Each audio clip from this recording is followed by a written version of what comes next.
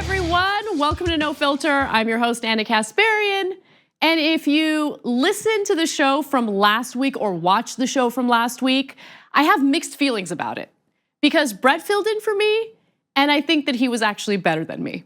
So if you didn't listen to it, it's okay. I'm not gonna judge, I'm just kidding. You should listen to it, it was really funny. And he covered topics that I was actually hoping to cover myself, but as you guys all know, I was out of town. So check it out, it was a fantastic show. Special thanks to Brett for filling in for me. But guess what, I'm here this week and for the remaining weeks of this year and next year, hopefully. And so I'm gonna talk about other stuff. I'm gonna talk about what makes me tick.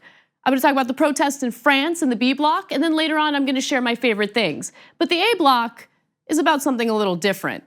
Let's talk about the CFPB and what the Trump administration is doing to basically screw you over as an American consumer. While we've all been distracted by Robert Mueller's sentencing memos and Trump's panicky early morning tweets, which read more like confessions of guilt, the Republican-controlled Senate has been wreaking havoc behind the scenes by confirming unqualified and inexperienced Trump nominees to important government roles. Kathy Kraninger has just been confirmed as the head of the Consumer Financial Protection Bureau. On past episodes, I've discussed the critical nature of the CFPB, an independent watchdog that's supposed to advocate for our best interests as consumers. Since its inception after the 2008 financial collapse, the CFPB has returned more than $12 billion to consumers who were wronged by big banks and corporations. But the Trump administration has inserted the very greedy goons who would rather protect corporate scammers rather than the American people.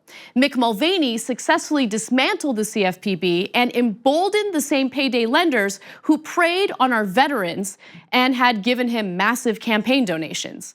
Now, Kraninger, Mulvaney's protege, has received the Senate seal of approval to further destroy the Bureau.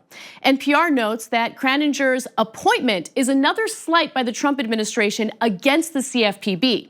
The White House has said that she is, quote, the right leader to reform and refocus the agency.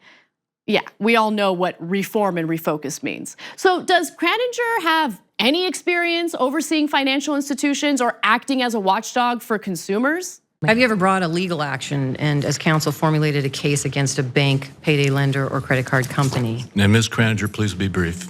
No, Senator, I have not. Every single Republican senator voted to confirm Kraninger, while every Democrat agreed that she would not be the appropriate person to protect Americans from abuses by the financial industry. This is particularly scary considering another story that was mostly ignored by the press. An investigative report by Bloomberg found that lenders have been committing rampant fraud while also destroying small businesses by using a legal document called a confession of judgment. Reporters at Bloomberg explain that before borrowers get a loan, they have to sign a statement giving up their right to defend themselves if the lender takes them to court. It's like an arbitration agreement, except the borrower always loses. Armed with a confession, a lender can, without proof, accuse borrowers of not paying and legally seize their assets. In dozens of interviews and court pleadings, borrowers described lenders who forged documents, lied about how much they were owed, or fabricated defaults out of thin air. Some states have banned confessions of judgment, and federal regulators actually banned them for consumer loans back in 1985. But New York still allows them for business loans. In fact, the courts in New York are especially friendly to confessions and will accept them from anywhere in the country. As a result, lenders require customers to sign documents allowing them to file the cases there. As Bloomberg's reporters point out, New York has now become the industry's personal collections department, and their investigation found that cash advance companies have won more than 25,000 judgments worth $1.5 billion since 2012. The judgments actually ramped up considerably since 2016. Gee, I wonder why. One lending firm known as Yellowstone is behind much of this. David Glass, who happens to be one of the co-founders of Yellowstone, has had an entire career full of scandal, Wall Street scams, and even a criminal conviction. He was the inspiration behind the stock scam movie Boiler Room. I figured out how Michael's making his money. We're selling stock to companies that don't exist. Oh, fun. Glass is also a person who was busted by the FBI for insider trading. He managed to avoid going to prison by recording incriminating tapes of his colleagues. Look, I wouldn't be surprised if he were chosen by Trump as his next economic advisor. But anyway, here's a video of Glass firing someone just to give you a sense of what type of person this guy is. Why are you still sitting there, fat ass? Get out of my company. Get out. Grab your coat. You got 1 minute to get out of here, or I'm calling the cops and I'm having you escorted out. Glass is an opportunist, like most greedy Wall Street guys. After the 2008 crash, small businesses needed loans just as big banks were cutting back on lending. Firms like Yellowstone saw a profitable opportunity. They avoided lending regulations by referring to their loans as merchant cash advances rather than loans. Bloomberg found that the same people who'd pushed stock swindles in the 1990s and subprime mortgages a decade later started talking small businesses into taking out costly debt. Last year, it extended about $15 billion in credit. And here's the thing, if you've unwittingly signed a document for these loan sharks that essentially states that you've confessed to defaulting on a loan, even if you haven't, they're going to take advantage. Janelle and Doug Duncan were running a struggling real estate agency in Florida and made the mistake of signing a confession of judgment when they secured a loan from a lender called ABC, which is affiliated with Yellowstone.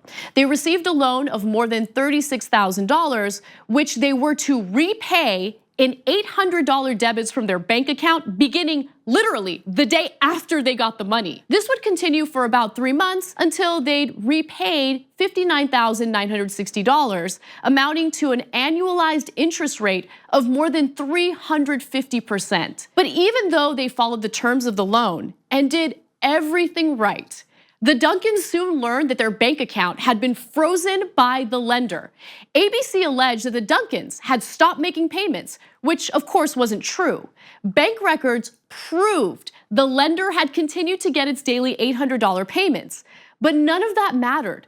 The Duncans weren't treated as if they were guilty until proven innocent. It was actually much worse than that.